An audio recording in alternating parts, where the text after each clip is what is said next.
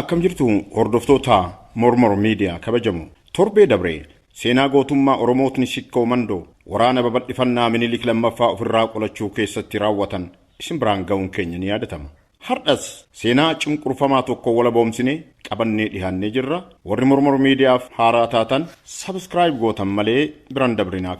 Maloota seenaa haqaa faallessuuf hojiirra oolan keessaa muraasni keessaa hambisuu, gurraachessuu fi osoo beekan bira dabruudha. Dhimma kana waa malee hin kaafne waraana babal'ifannaa Minilik lammaffaa ofirraa qolachuuf qabsoo godhamaa ture keessatti ga'een dubartoonni addatti gumaachan olaanaa ta'ulleen ol fuudhamee hin himamne. Galanni barreessitoota seenaa lammiilee biyya alaaf haa ta'uuti. Kunoo hardhaa seenaa cunqurfamee ture kana wala boomsee qabadhee dhiyaadhee jira. Nu hordofaan affeerraa keenya yommuu nu hordoftan ammoo like, share, subscribe gootanii aadaa keessan guddisuu keessatti qooda keessan yoo bahattan miidhaa hin qabu.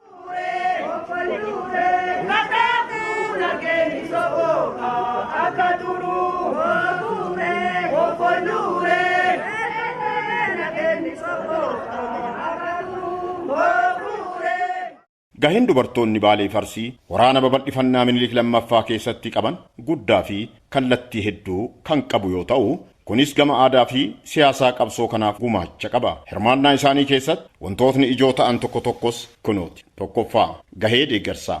Dubartoonni qabsaa'otaaf nyaata, gaaddisaa fi kunuunsa yaalaa dabalatee deeggarsa loojistikii murteessaa kennaa turan. Yeroo baay'ee warra mada'aniif akka kunuunsitootaatti kan hojjetan yoo ta'u, hamileen hawaasaa akka hin cabne jajjabeessanii itti fufsiisaas turaniiru.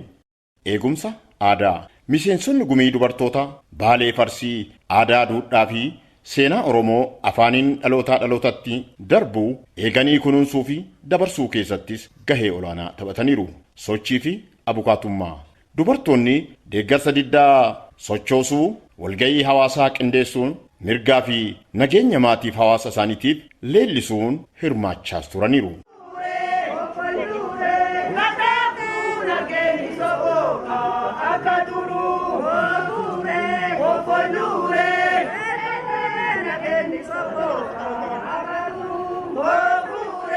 Waraana diddaa irratti kallattiin hirmaannaa. Dubartoonni tokko tokko wal dhabdee kana keessatti gahee cimaa fudhachuun qabsaa'oota dhiiraatti makamuun mormii kallattii irratti bobba'anii gahee koorniyaa aadaan labse bira kutuun kutannoo kaayyoo isaaniitiif qaban agarsiisaniiru.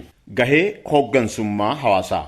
Dubartoonni yeroo baay'ee hawaasa isaanii keessatti gahee hooggansaa alsirnaa qabatanii tooftaalee mormii fi nageenya hawaasaa irratti marii waan qajeelchaniif sagaleen isaanii adeemsa murtee kennuu irratti dhiibbaa guddaa qaba ture. Dhaloota dhufu irratti dhiibbaa uumuu. Muuxannoo fi dandamachuun dubartoota yeroo warra aanolee dhaloota isaan booda irratti dhiibbaa waaraa geessiseera. Kunis miira aktiivizimii boonsaa dubartoota Oromoo biratti dadammaqseera. Gama muuxannoo galmeessuutiin dubartoonni muuxannoo isaaniif kan hawaasa isaanii galmeessuu keessatti gahee olaanaa taphataniiru. Seeneffama seenaa waaraa aanolee fi qabsoo bal'aa mirga Oromoof gumaachame tursiisaniiru. Hirmaannaa dubartoota waraana aanolee keessatti tattaaffii battalaa waraana diddaa qofaaf osoo hin taane eenyummaa fi aadaa Oromoo kunuunsuun murteessaas ture. Gumaachi isaanii gahee barbaachisaa dubartoonni sochii hawaasummaa fi siyaasaa keessatti qaban kan mul'ise yoo ta'u, kunis waggoota itti aanan keessatti tarkaanfii aktiivizimii Oromoo irratti dhiibbaa uumee dabreera. Dubartoonni hawaasa isaanii keessatti akka qindeessitoota ijootti socho'uun mormii kanaaf deeggarsa taasisaniiru. Tarsimoo irratti mari'achuuf walgahii gaggeessanii qabeenya sochoosuu fi qabsaa'oota deeggaruufis tattaaffii hin haalamne godhaniiru. Seenaaf muuxannoo isaanii qooduun miira tokkummaa fi dandamachuu hawaasa isaanii keessatti guddisuun akkasumas haqaaf beekamtii akka argatu waamicha dhiyeessaniiru.